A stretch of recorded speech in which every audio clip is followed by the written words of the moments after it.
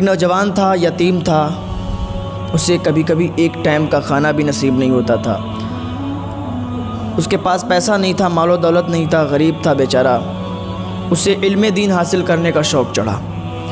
علم دین حاصل کرنے کے لیے اس نے ایک مدرسے میں نام لکھوا لیا، مدرسے کو پڑھنے کے لیے جانے لگا۔ گاؤں والے، محلے والے اسے طعنہ دینے لگے کہ غریب انسان، تیرے پاس پیسے نہیں ہیں، یتیم ہے، مال و دولت نہیں ہے، تو علم دین حاصل کرے گا، تو ایسے ہی رہے، تجھے تو ایسے ہی رہنا چاہیے۔ آج کل ہوتا ہے نا کہ محلے میں اگر کوئی پڑھائی اچھی کرتا ہے یا کوئی کام اچھا کرتا ہے تو لوگ حسد کرنے والے ہو ہی جاتے ہیں، لوگ جلنے والے ہوتے ہیں، جلتے ہیں۔ تو جب محلے والے زیادہ طعنہ اسے دینے لگے تو وہ جنگل میں نکل گیا۔ جنگل میں اس نے ایک جھوپڑی بنائی اور اسی میں اللہ تعالیٰ کی عبادت کرتا، اسی میں وہیں پڑھائی کرتا، صبح مدرسے جاتا، رات میں اللہ تعالیٰ کی عبادت کرتا۔ ایک مرتبہ ہوا یہ کہ بادشاہ کی بیٹی جنگل گھومنے کے لیے نکلی تھی، راستہ بھٹک گئی۔ اس کے جو خادم تھے وہ بھی راستہ بھٹک گئے، لڑکی کہیں اور گئی، خادم کہیں اور گئے۔ گھنا جنگل میں جانور بھی ہوتے ہیں۔ لڑکی بھٹکتی بھٹکتی وہیں جہاں پر وہ نوجوان پڑھا کرتا تھا، پڑھائی کرتا تھا، اپنی جھوپڑی میں رہا کرتا تھا، وہیں پر وہ لڑکی پہنچ گئی۔ رات کا سمے ہو رہا تھا، شام ہو گئی تھی۔ لڑکی نے جب دیکھا کہ یہاں پر ایک جھوپڑی ہے تو وہ وہاں پر گئی۔ جانے کے بعد دیکھا کہ وہاں پر ایک نوجوان بیٹھا ہوا ہے۔ اس نوجوان سے رو کے کہنے لگی کہ میں راستہ بھٹک گئی ہوں اور یہاں گھنا جنگل ہے، جانور بھی ہیں، آپ اپنی جھوپڑی میں مجھے ایک رات کے لیے رکھ لیں۔ نوجوان تھا، اللہ کا خوف اس کے اندر تھا، اللہ کا ڈر اس کے اندر تھا۔ اس نے سوچا کہ بات تو یہ صحیح کہتی ہے، گھنا جنگل ہے، جانور بھی بہت سے ہیں، اور یہ بھی حقیقت ہے کہ ایک ہی جھوپڑی ہے، ایک ہی کٹیا ہے، دونوں ایک ہی میں رہیں گے، دروازہ بھی بند کرنا پڑے گا، یہ کیسے ہو سکتا ہے؟ لڑکی رونے لگی، کہنے لگی اگر میں باہر رہوں گی تو جانور مجھے کھا جائیں گے، میں راستہ بھٹک گئی ہوں، اللہ کے لیے مجھ پر رحم کریں۔ تو اس نوجوان نے کہا ٹھیک ہے۔ اس نے اپنے کٹیا میں، اپنی جھوپڑی میں اس لڑکی کو جگہ دے دی، اس کو اپنے بستر پر لٹا دیا اور خود زمین میں پڑھائی کرنے لگا۔ کافی رات گزر گئی، لڑکی نے کہا سو جاؤ، کیا رات بھر آپ پڑھتے رہو گے؟ تو اس نے، نوجوان نے لڑکی سے کہا تم سو جاؤ، ہم ایسے ہی پڑھائی کرتے رہیں گے۔ لیکن لڑکی دیکھ رہی تھی کہ وہ لڑکا پڑھائی کر رہا تھا، ساتھ ساتھ میں چراغ جل رہا تھا، اور تھوڑی تھوڑی دیر کے بعد وہ اپنی انگلی لیتا اور چراغ میں، جہاں پر آگ جل رہی تھی اس میں، تو چراغ میں لگاتا، جب انگلی جلنے لگتی تو ہٹا لیتا تھا۔ پوری رات ایسے ہی کرتا رہا، انگلی کو چراغ میں جلاتا رہا، اس کے ہاتھ جل گئے، چھالے پڑ گئے۔ جب صبح ہوئی تو اس نوجوان نے کہا کہ اب تم یہاں سے نکل جاؤ، اب صبح ہو گئی ہے، اجالا ہو گیا ہے۔ اتنی دیر میں کیا دیکھتی ہے کہ لڑکی کا باپ بادشاہ تھا، وہ بھی وہاں پہنچ جاتا ہے، اس کے اور خادم بھی وہاں پہنچ جاتے ہیں، بادشاہ کے وزیر بھی وہاں پہنچ جاتے ہیں۔ لڑکی کو دیکھتے ہیں، بڑا خوش ہوتے ہیں، کہتے ہیں بیٹی رات تو نے کیسی گزاری، کہاں تھی؟ پوچھنے لگے۔ اب باپ تو ہوتا ہے باپ، اس کو تو فکر ہوتی ہے کہ اگر اس کی لڑکی اگر ایک دن بھی غائب ہو جائے، ایک رات بھی غائب ہو جائے اور نہ آئے گھر پہ تو عجیب عجیب سے خیالات آتے ہیں۔ تو لڑکی کے باپ نے کہا بتا بیٹی کیا ہوا؟ تو اس نے کہا یہ نوجوان لڑکا ہے، اس نے مجھے حفاظت کے ساتھ رکھا۔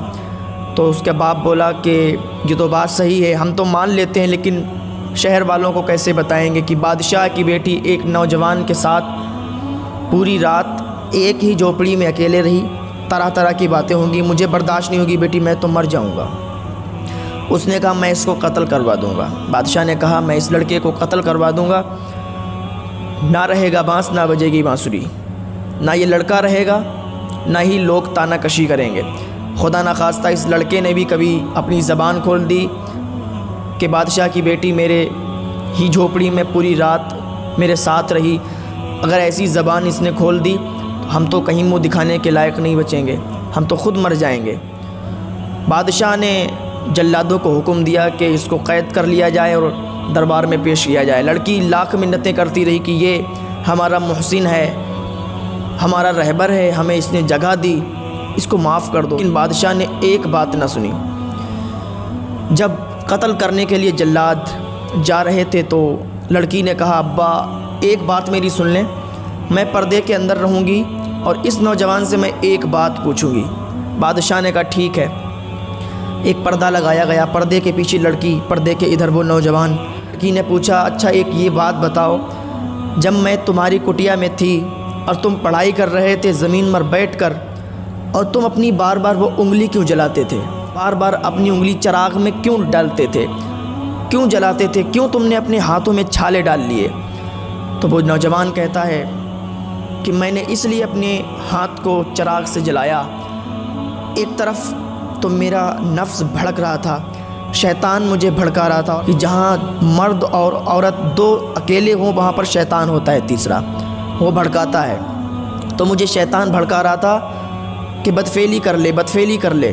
جب مجھے شیطان بھڑکاتا تھا کہ بدفعلی کر لے، تبھی میں اپنی انگلی کو آگ میں ڈال دیتا تھا، چراغ میں لگا دیتا، میری انگلی جل جاتی، پھر میں بیٹھ جاتا پڑھائی کرنے کے لیے۔ پھر کچھ دیر کے بعد مجھے شیطان ابھارتا، پھر میں اپنی انگلی کو آگ میں لگاتا۔ اسی طریقے سے صبح ہو گئی۔